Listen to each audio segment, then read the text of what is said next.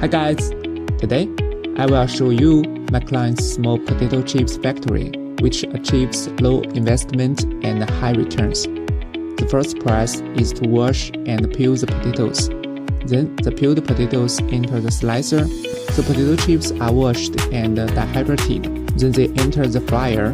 Under automatic stirring, the potato chips are fried without sticking and its frying is even. After frying, potato chips are automatically discharged to vibration table to remove excess oil. The next step is seasoning. The potato chips are seasoned more evenly by rotating.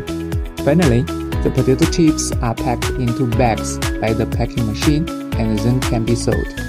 This small factory has a small investment and the workshop does not need to be large, but it can bring you a steady stream of profits.